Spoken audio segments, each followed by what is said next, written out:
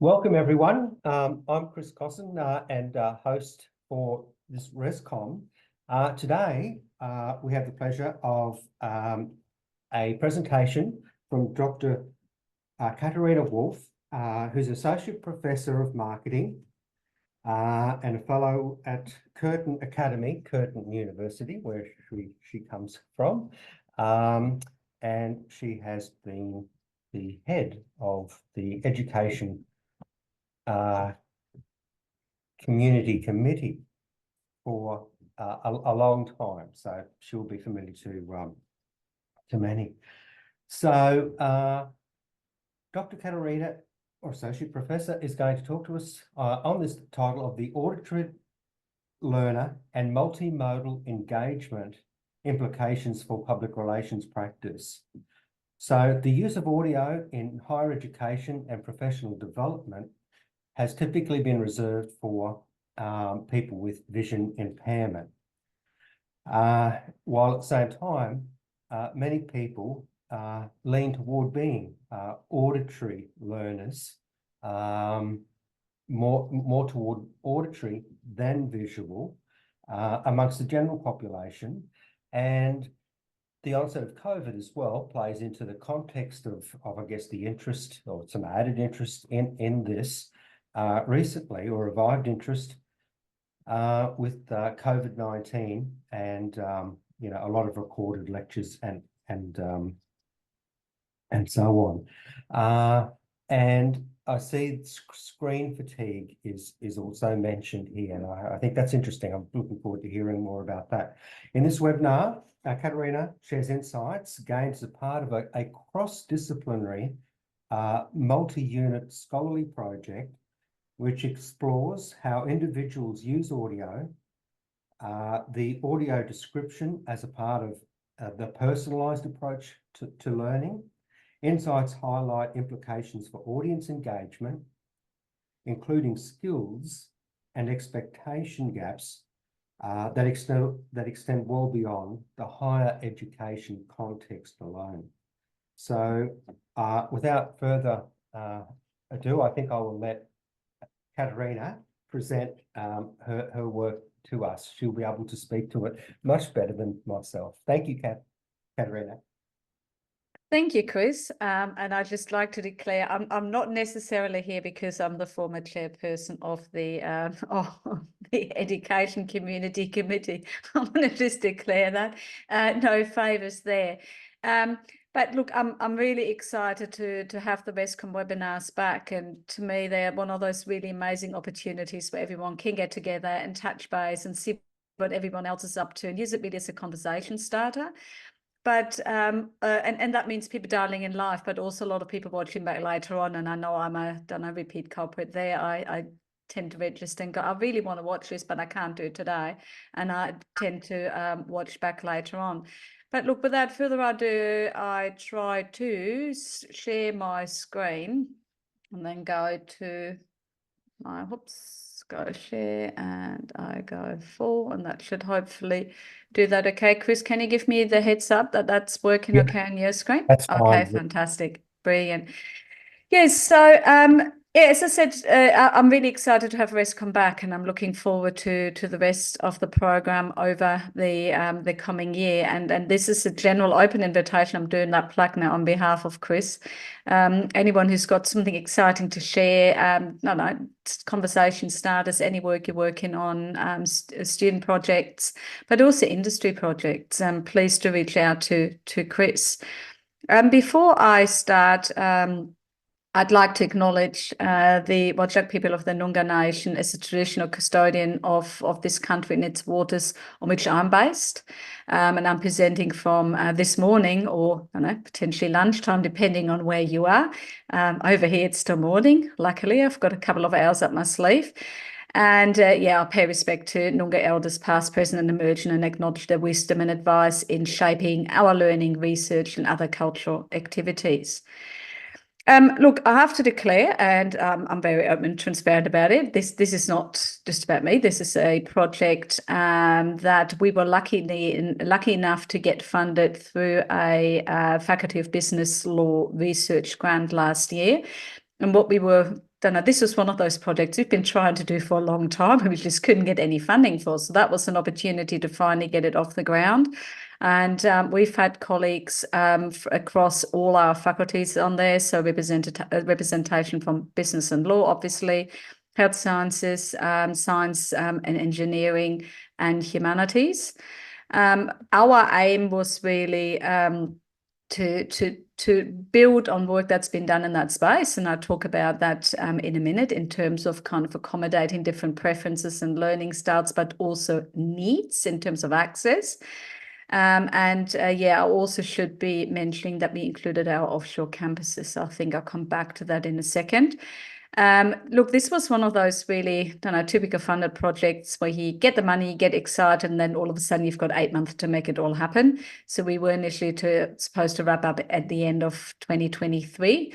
We ended up wrapping up in early 2024 and use it as a conversation starter and an opportunity to really shape some curriculum design ideas. Look, some background in terms of literature. We do know that the use of the use of audio in higher education has generally increased. There's increased student engagement in online delivery through a personalised approach to learning. And that's really reflected for us, and most universities would have the same thing in our current pedagogical strategy. But of course, not all online, and I want to declare that up front, not all online learning is necessarily good. And I think we've all discovered that during COVID. So I think that there's some separate discussions around quality and meaningful engagement in different modes as well. Look, there are a lot of assumptions out there in terms of assuming that those who deliver those programs and design them have the abilities, but the reality is often quite different. And again, we all experienced that, or most of us during COVID, where a lot of stuff was moved online, but it was not necessarily done in a very strategic and thought through way. We just did what we had to do, emergency response. Look, there's been that rapid move to online delivery, as I said, during COVID, and we've all kind of experienced the challenges that came out of it. But it also made us more aware in terms of digital opportunities. What we found is that along with captions, which is an accessibility feature that has been embraced by the entire student population, the use of audio has increased and to respond to that screen fatigue. So we all get really over staring at a screen all day round. And I've had some really shocking experiences, and I suspect most of you, in terms of fully online conferences. You can only deal with that for so long. And I think at some point you crave that human contact as well. So my colleagues out of humanities, especially Katie Ellis, has a lot of work around in this space around audio captions and audio descriptions. And our desire was to really build on that, to look at other accommodation strategies. Digital accessibility is typically focused on that availability of captions. And as I said, we really wanted to extend that and see if we can take some of those learnings and insights to a new and different context. Look, for those of you really interested in the literature background, just a quick overview. Over the last 25 years, the number of university students with a disability has increased by 1,000%. Keep that in mind.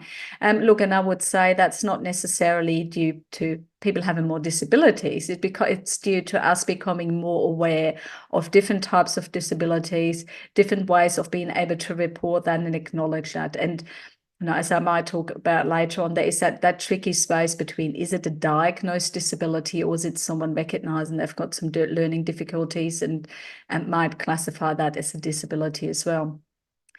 At the same time, we've also known that our student population has become increasingly diverse with international students. We've got a lot of mature-age students, portfolio entries, but also, and that's what we forget, students who adopt different learning styles. And quite often we glance over that. Australia, apparently the most successful multicultural society in the world, according at least to Malcolm Turnbull and various other politicians.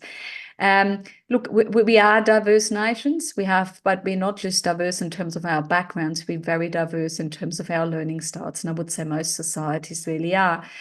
Audio descriptions provide that additional audio narration to accompany visual text. And I'd like to just upfront, we're talking on one hand, captions, that those are quite often auto-generated, and I personally do rely on them quite a lot. I'll talk about that a little bit more in a while.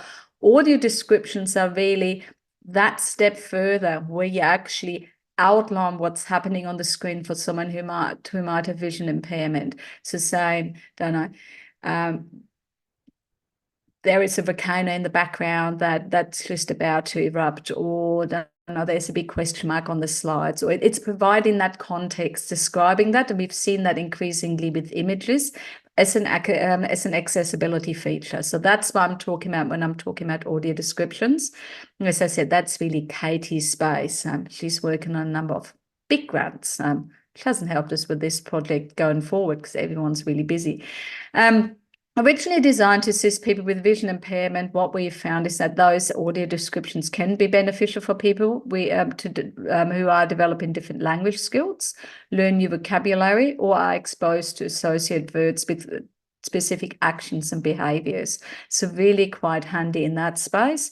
And they provide a service which support an increased comprehension from more diverse users. So it's the elderly, people who don't know whose vision might, making generalizations there, but as you get older, your vision does decline. People with learning difficulties, people with low reading skills, children, non-native speakers, second language learners. We're talking about readers with reduced literacy, talking about dyslexia, and so on. And of course, you only have to go into, different country areas in this big nation of ours to see that those reading abilities or comprehension abilities might actually vary. So what we were interested in for this project is, so that if the assumption is made that students as a diverse population benefit from personal learning approaches and accommodations designed to assist students with disabilities benefit the entire cohort, well, our big question then was, well, how do all students utilize audio as part of a personalized approach to learning? And again, I like to say up front, this is a higher education research project, but the insights do have implications to how we engage with any content. So its insights are really not just limited to universities and traditional learning. They have implications beyond. Look, talking about our methodology, for those of you who are really interested in, as this was a funded project, it had that usual tight turnaround. So we were limited in terms of what we could really do, what we wanted to do, our wish list, and what we actually did in the end. The initial deadline, as I said, was 8 months, and we had a two-part data collection process. So first of all, we did draw on theories of universal learning design and our team's prior studies into flipped learning and the use of captions and learning and teaching. So we brought different areas of expertise together. And we started off by university-wide survey, accessing audio preferences among students and staff. And the focus was initially on units in FBL, so it's a Faculty of Business and Law and Humanities, and the aim is still to extend that to other faculties. We just had to even though our team goes broader, we had to limit the scope. We did include offshore availabilities, which was really important to me. And what we did is we embedded audio learning materials throughout the semester in semester 2, 2023, including, and they were our key items, audio recorded assessment guidelines. So that assessment overview in writing and as an audio recording, audio recorded feedback, as well as audio recorded lectures, teaching content supported by audio descriptions. So those audio descriptions were particularly focused or used within the lecture or teaching support material context. So we had that interfaculty research team across on and offshore campuses. And we had an advisory group that was chaired by Darren Britton from the Assistive Technology Community of Practice. What we also had, which helped immensely, was an industry partner called Meet Andy, and they're really in the space of audio description. So they provided us with that software and technology to actually, delve into the audio description space and explore that. So what we did is really two parts. We did that survey and then we ran focus groups afterwards. Right, so let's have a look first at the survey. So for me, it was really important to gain an overall idea of get a baseline, working out what do people actually think, how do they engage with audio content, full stop. We had, we got 268 responses, which I'm quite excited about, given that there's survey fatigue as well, in addition to screen fatigue. 16.5% were staff, so I was quite thrilled about that as well. The student responses primarily came from first-year students with relatively similar percentages of second and third year and postgraduate students, so they were all around 16 to 18%. In keeping with these enrollment demographics, most respondents were between the ages of 18 and 24, lots of first-year students straight out of school. Students and staff in the Faculty of Humanities were significantly represented, so big shout out to my colleagues over there who helped promoting the survey, especially in their first year Common Core units. With the Faculty of Business and Law representing 32% of responses and a further 10% from humanities, health sciences, and then 4% from science and engineering. They were very busy, really hard to get them involved. Most participants studied or taught online. Keep in mind we had academics in there as well.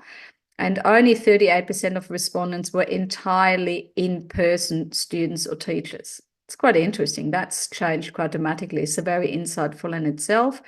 Our survey aimed to attract respondents from campuses beyond Perth and Bentley, and while most participants were primarily from our Bentley campus, so it was close to 70%, there were a range of offshore campuses represented in the results, and that includes participants from Curtin, Malaysia, Curtin, Singapore, and a tiny fraction of people from Mauritius, our Curtin, Mauritius campus.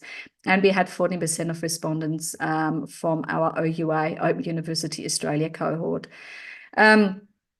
Look, research on universal design for learning identifies that specific groups of students may benefit more from accessible learning options. And that's why we asked respondents various questions in that space. We asked them if they were native English speakers. We asked them if they're international students, mature age students, or of Aboriginal and Torres Strait Islander descent. Apologies for that. 73% of our respondents spoke English as their first language, which I thought was really interesting. 21% were mature-aged. That means you commence university after you're 20 years of age, so it's not that mature for those who are not familiar with that language in a higher education context. And 16% were from international students. 2% reported being Aboriginal and Torres Strait Islander Aboriginal Torres Strait Islander descent, and this raises really bigger issue in terms of accessibility to higher education. Sorry. Findings. So higher education, 53%. Hang on, I'll go to my notes. So participants were asked a series of questions about the use of audio in everyday life. I wasn't just interested in what do they do when they're on campus or engage with learning content. So we really want to do, what do you normally do? How do you engage in audio content? The most popular audio platforms were streamed music, especially, remember, lots of first-year students, with 70% of respondents stating they used apps like Spotify or Apple Music daily, and only 6% stated they use these services less than once a month, rarely or never, very small percentage. Podcasts were consumed daily or a few times a week by 43% of respondents. That was mainly the academics, quite honestly, or the older respondents. Digital or traditional radio was more divisive, with 22% stating they listened daily and they were really passionate, but 46% stated they rarely or never listened to radio. Very interesting there, and you see that kind of that shift. Audiobooks were the least popular audio format, with 66% stating they rarely or never used them, and the age of respondents did impact the type of audio platform. So respondents under the age of 24 were less likely to listen to audiobooks. 81% of those stated they never did, and anecdotally, a lot of that has to do with accessibility as well. Just not having the right apps or whatever it might be. And radio, 6% stated they rarely or never did, and 93% therefore listened to stream music though. And most respondents stated that their use of audio content had indeed increased, as we anecdotally knew, in the last 4 years. So, which was really interesting for us to note. Oh, what happened there? I'm one slide ahead. Did I jump? Oh, might have jumped one ahead. So I'm going to the next one. So 53% of response I just talked about that would actually use more audio content in their higher education experience if it was offered. So sorry, I might have just jumped because I got the background. So that was my first slide. So we asked about general use, and then we asked them specifically about higher education. So more than half of people said, actually, yes, I would love more audio content, or I would actually engage in it if it was actually offered in the first place. And that's a tricky bit I'll come back to in a second. 41% stated they might. Only 5% said they would not engage in more audio content. And that's quite telling as well. 76% of participants with a disability said they would use more audio content in their higher education experience, again, if it was offered. And the most popular audio option was audio recordings of lectures and tutorials. Keep in mind, in a lot of units, that's the only audio content you can get. So it's not necessarily what's most popular. That's the only thing that's offered. I have to roll with this. 46% stated they would use some, don't know, even those more often if it was actually available. Audiobooks or text-to-speech conversions for reading and academic papers were also desired, which is really interesting. A lot of learners don't want to read those papers, they want to listen to them. I personally struggle with that because I don't know, I'm a very visual learner. So, and I come to that point in a short while. And 39% stated they would use this option frequently, and they actually do, as we discover in a second. And across all three audio learning presentations, I just mentioned before, some were far more popular than others, and you see that age divide there to a certain extent. And to just give you some insight into why people do engage with it, students were talking about audio processing issues when watching videos, therefore relying on captions, but they're also talking about focus of information that sometimes struggle with if they were reading only, and we unpack that in the focus groups. So just the two quotes here, really highlighting some of the key reasons why people engage in audio content. With ADHD, it can be hard to sit there and watch a lecture, so I play chess and do other things and play lectures in the background. Works for some, not for everyone, but that actually came out quite strongly for us later on in the focus groups as well. And yeah, due to my learning disability, I struggle to take info visually through text. So much quicker. I retain much more if I actually engage with it via audio. Talking more about higher education in regards to audio assessments and audio feedback, we found the results were far more divisive. Based on the comments provided, so the qualitative feedback in the survey, it was really evident that personal learning and assessment preferences impacted whether these options would suit individuals. And 11% would actually access audio feedback on assessments frequently. Again, if it's available, and that was the other problem I actually discovered later on, that a lot of students had never engaged in audio feedback because they never got it. 31% occasionally, and there was that rarely or never percentage that was quite high at 31%. So at that point, and it's really highlighting the issue with surveys, we didn't actually know there was a content an issue with availability as well. Just some further comments there in regards to recommendations, and this was amazing. Students are far more creative when it comes to learning solutions than a lot of educators are. There are obvious reasons for that as well, but yeah, they were talking about audio integration and discussion forums. Awesome. Why do I have to sit there and write? Can't we do it via audio? They were talking about tonality and the fact that feedback might come across in a different way depending on if it's recorded, how it's recorded, or actually written. So a lot of them are talking about that advantage of having a conversation style feedback approach. And yes, a lot of students talking about, or learners about, the idea of podcasts and audio and how that really helped engage with content that otherwise would be less accessible. It's all going crazy here, apologies. The really big point there I wanted to highlight was we had a bit of a gap, or quite a noticeable gap, between responses from students and staff. So staff were more reluctant to use audio learning alternatives, There was only 32% said they would actually use more audio content, and a further 57% said they might. 11% said, no, thank you, I don't do audio content at all. Interesting. Learners want it. Staff go, no, I'm not prepared.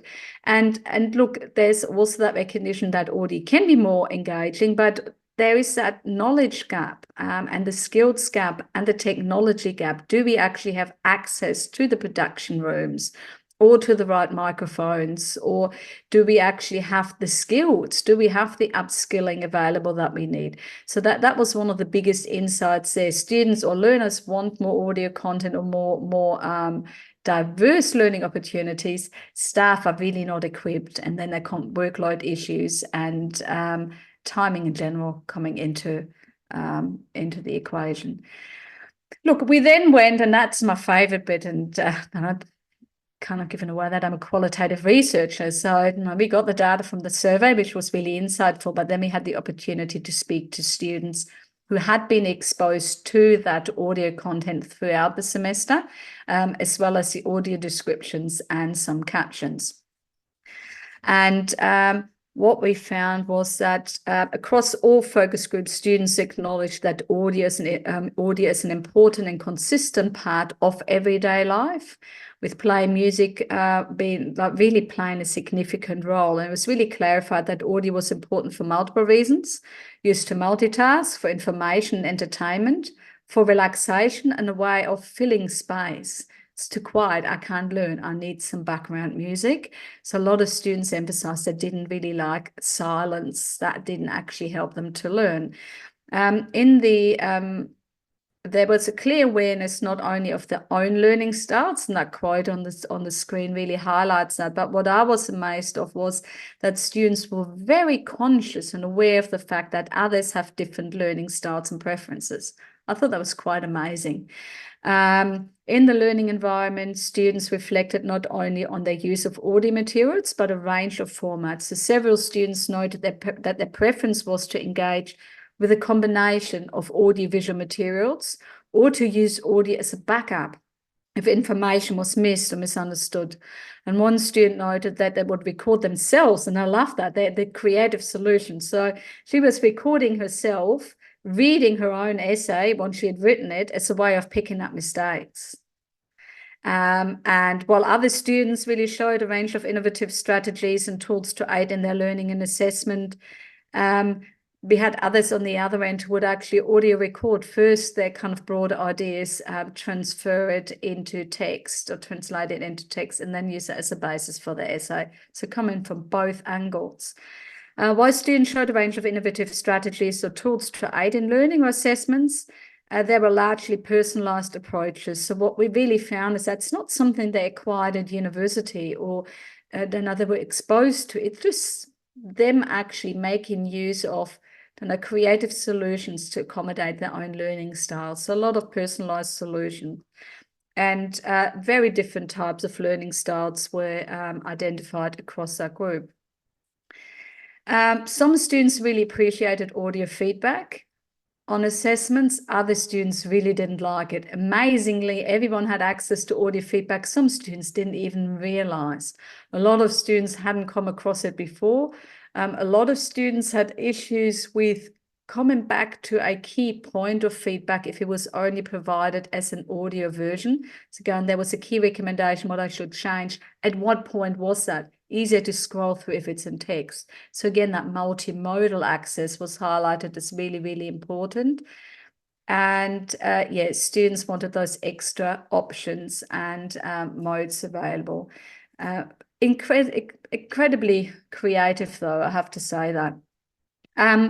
What that kind of led us to, and this is quite interesting because Murdoch University has just got some media coverage saying they've actually implemented this year and had some similar thinking. So what that really prompted us, and their conversations I had earlier in the year at various teaching and learning forums, is generally academics get really narky that nobody rocks up to lectures.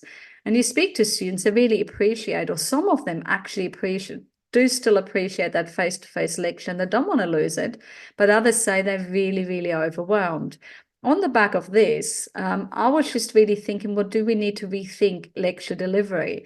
Rather than standing in a room bemoaning that nobody rocks up and largely talking to the handful of students that did turn up, whilst most people listen back online, but they just get that kind of secondhand copy, wouldn't it be clever to actually rethink, if most students are online and engaging online as an audio format, or some might actually look at video, and that varies based on student feedback, why don't we actually put that delivery first, rather than those handful of students that might still up in person? So why don't we actually rethink the lecture as a form of a podcast and actually apply those narrative techniques, rather than have that talking head and slides with audio descriptions, which students clearly, they make the most of it, but they really don't like it. So there are different ways for us to capture students' attention, so learners' attention, and engage learners. And I do really encourage everyone takes a bit of a rethink and quite a bit of work, but to really reconsider that lectures as podcasts. Does that mean more students actually do engage?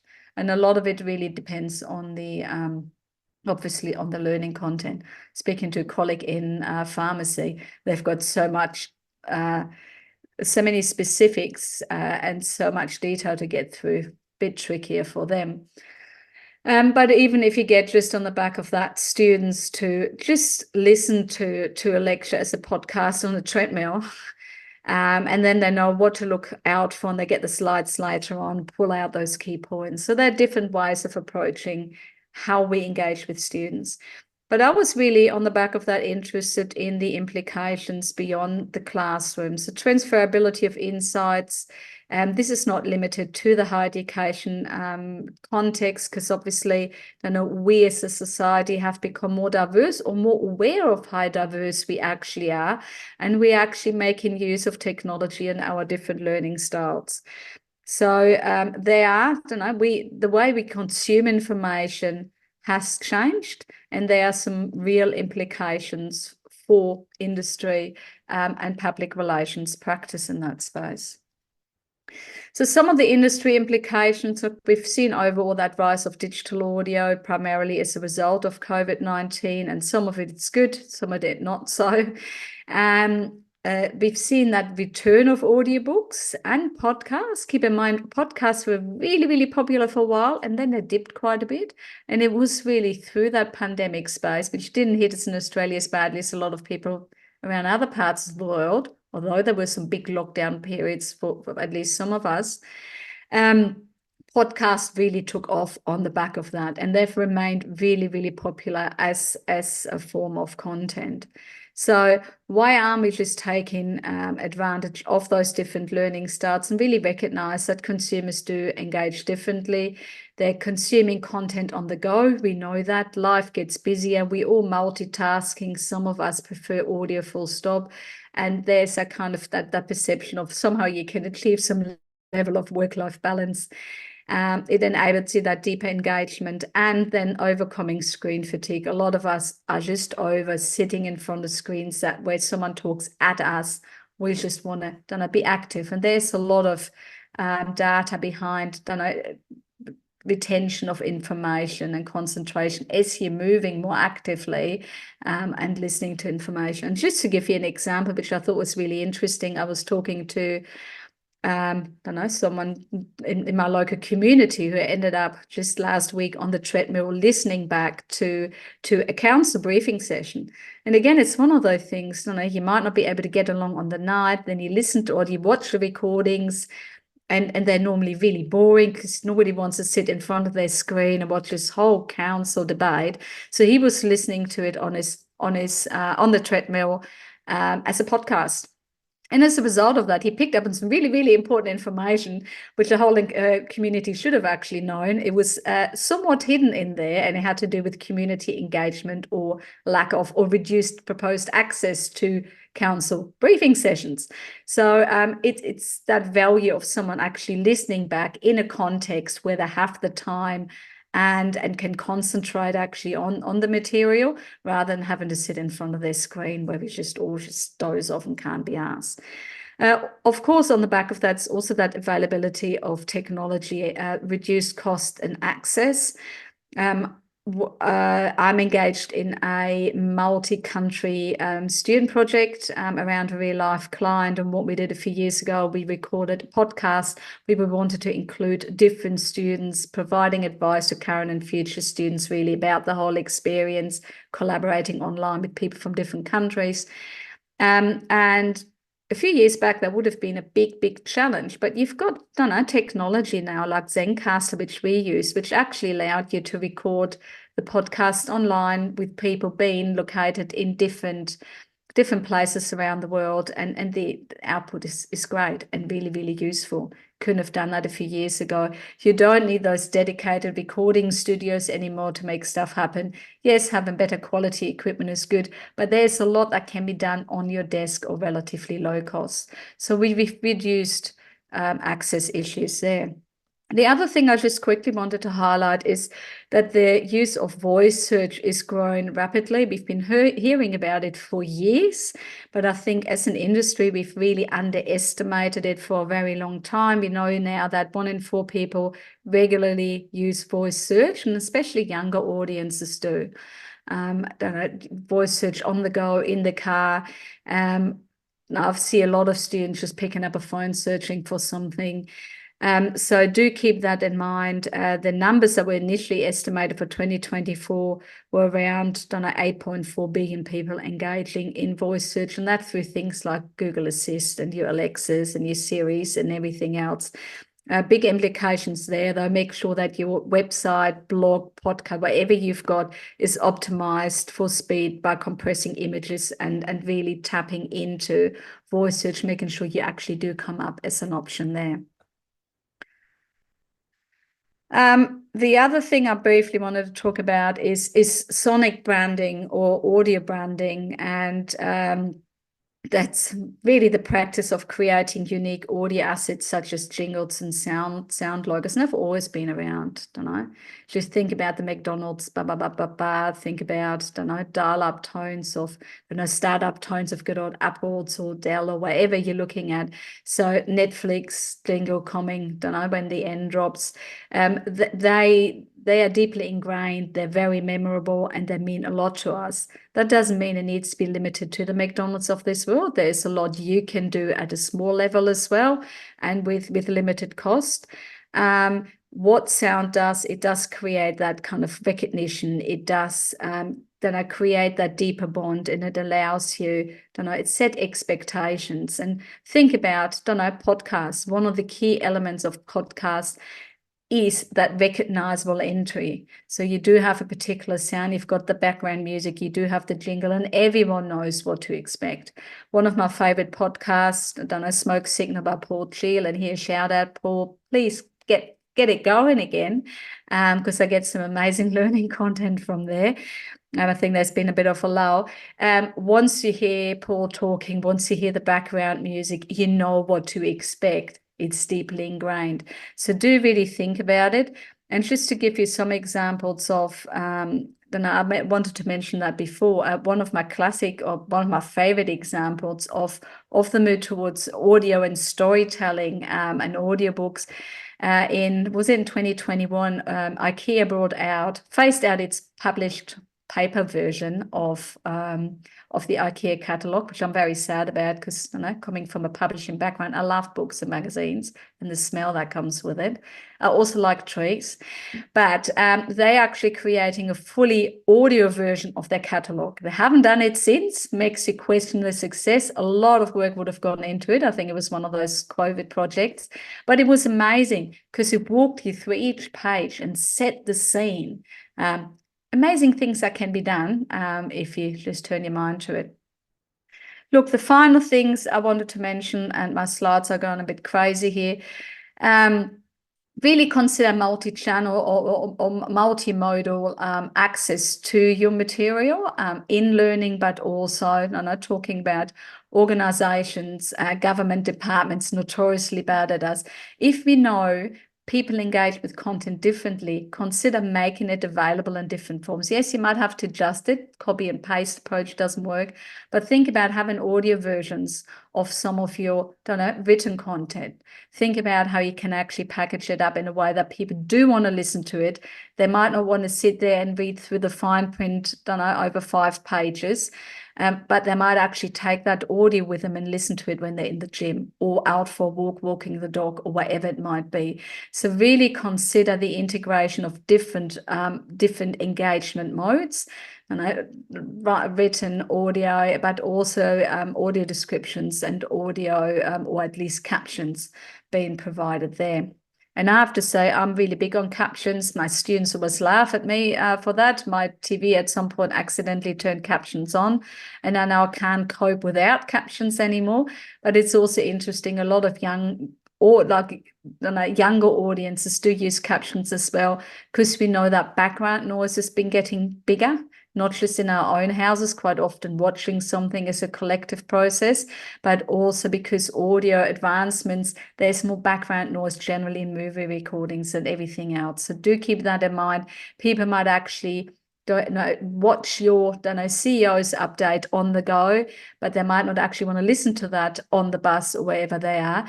Captions do really help you there to still engage with people watching something, whilst they might not be able to actually tune into the audio. Again, different modes, different forms of engagements.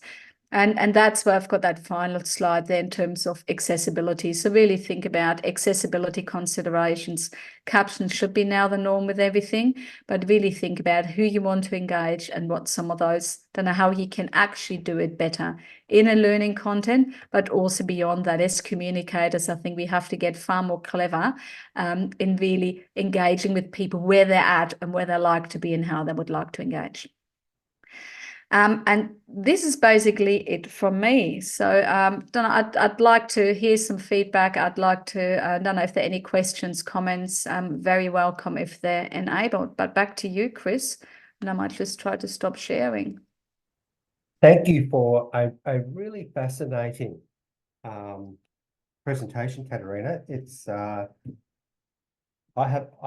I'm still waiting for questions for chats. People, please chime in. And while you're doing that, getting some questions from our attendees here. I've got a bunch of thoughts here. Now, I was pleasantly surprised really to find out in student feedback in surveys that several they go and do house chores and listen to the recorded lecture. Did you say that? Maybe I missed that, but I thought, gee, that's terrific. And then I thought, yeah, I think it really rang true a lot of what you're saying. You want to give people different opportunities. Sometimes screen time with audio is great. Sometimes you need a rest from it, and you can do other things and still be really in the zone. And you find a lot of people do get really distracted. So when I was talking to students, I said, look, if I'm watching a lecture on my computer, I can't concentrate. I get distracted after a few times. So that's why I get my chest set out. I put music on, I walk around.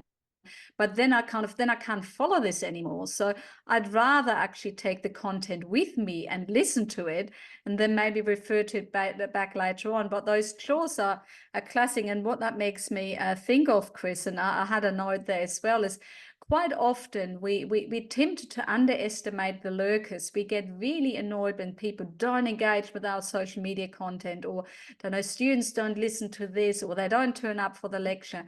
But we do not know how many are actually engaging with it on their own terms when we can't see them and we can't capture them.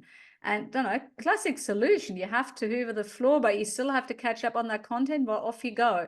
And we know it's actually, you're going to retain more information. Not me, really, I have to take notes, but at least they engage and absorb a lot of information whilst they're on the go and actively moving, because you've got that stimulation going straight to your brain.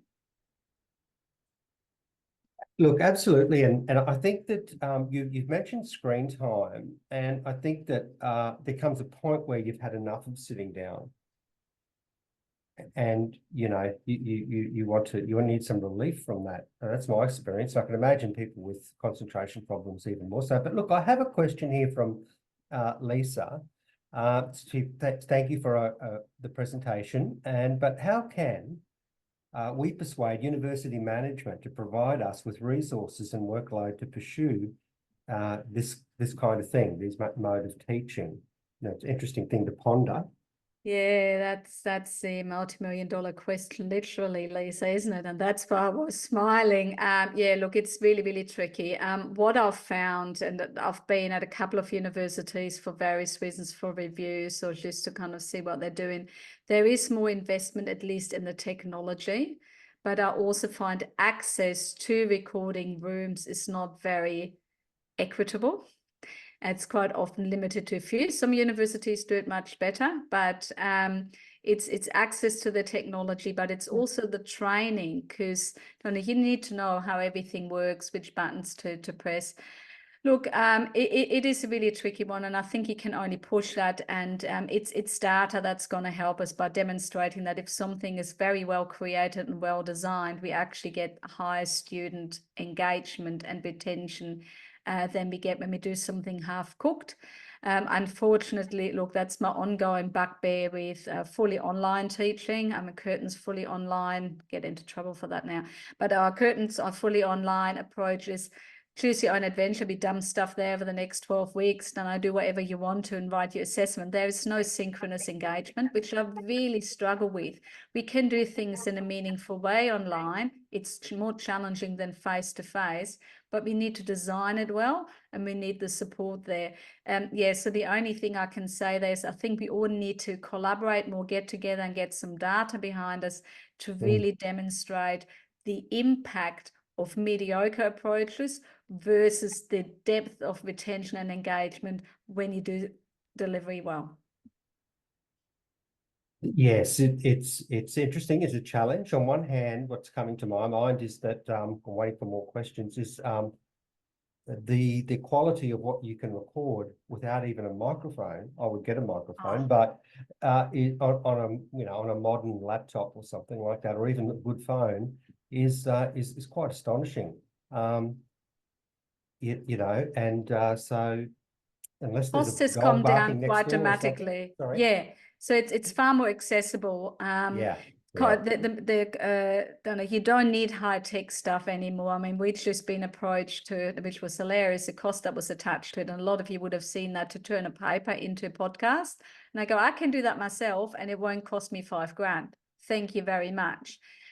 What it does say, though, so there's people do kind of tap into that, but there are other ways to creatively kind of translate or multi-purpose your content, and you can do it quite cheaply. I think the big one there, and that's where it comes back to workload, is really that rethinking time of the production time, which you do need, even if you do it on a cheaper level. Hey, and we know students and most audiences, they don't want this super polished output. Full stop. Unless you're like working for one of the big brands, audiences do engage in authentic content, and that means it's not overly polished. Nothing actually would put students off if it was like a recording studio quality, completely polished, full stop. So I think we have to recognize that it doesn't need to be 100%, but it's a workload. And to be honest there, then I've been trying this semester to, unfortunately, first time in a very long time, I do have to deliver lectures and online lectures. I try to go more the workshop route. And I found it really, really hard. And I try to take more of a podcast approach, but it does take considerably more time than just to sit there and whack the slides on and talk to it. So it does require skills and rethink. So I think we also need some peer-to-peer learning in that space. I think that's I've got another question. I think that's a resource issue, like getting management. It's time is money. You need, as you point out, Katharina, you need time. I've had to do this. I've had to learn how to, get a good recording going and editing, but I'm videoing as well.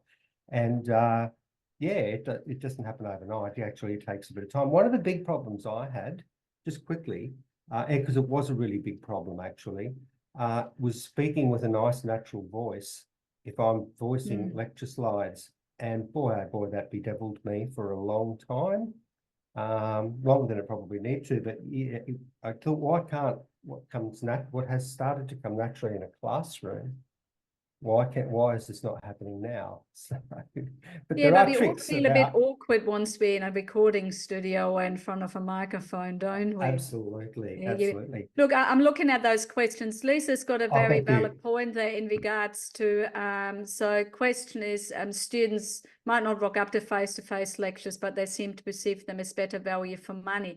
Look, I do agree there, and I think a lot of it is that perceived value, providing that perceived value. I also find it's a certain cohort of students that will do that. I've seen in a previous project that some students really struggle learning from home. They really detest having had that face-to-face option removed, and they will actually make time themselves to go on campus to learn, because that's where they know they learn better, even if it's a fully online kind of component. Look, I think even if you put audio first, doesn't mean that we have to shortchange anyone who likes those visual cues, nor anyone who comes along. But I think it's that even if you're delivering in person, to think, well, there might be 5 people here, but there's going to be another 500 listening online. Some will look at the slides, some will only listen to it. How can I actually change my delivery to approach it more as a podcast, not 100% perfectly produced, but something that can be consumed as a podcast? So it's a thing. I mean, I had a colleague who didn't want to re-record stuff, but we lost the visual, and he just decided to make everything podcast. But unfortunately, he called it a podcast, but there were lots of references to slides. If you look at this slide, and students were freaking out because they didn't have them. So I think you need to provide those different, you need the visual cues, you need the audio content. If you can, still keep that face-to-face lecture, which I think is really important. Again, that perceived value, but do approach the lecture delivery even more through a podcast lens, thinking more students are actually going to engage. Give a shout out to them, acknowledge them out there, even if they're not here right now. They might be listening to it in 2 days' time, or at night when they're stacking shelves somewhere at Coles. So it's that thing in terms of not necessarily production, but how you deliver it and the content. Yeah, on that note, just quickly while I think of that, we have some difficulty with some people. I'm not trying to be ultra critical here, getting them to do that the welcome to the course to actually show their face. They prefer to record their voice to a PowerPoint or something like that. And the problem with that is that people want to know, they want a personal connection to start with. Yeah. Yeah, I do And once agree it's with done, you. Even it's if done. you see someone briefly, so they don't want something kind of robotically kind of present and record, and they want to see the real person there. Because otherwise, to be honest, they can just do MOOC. They can hop online and do all kinds of other things. They can watch a YouTube video. There are lots of other options. And I think we shouldn't actually underestimate as educators how important that personal connection is, irrespective of how we can build it, if it is online, if it's through voice, if it's in the classroom.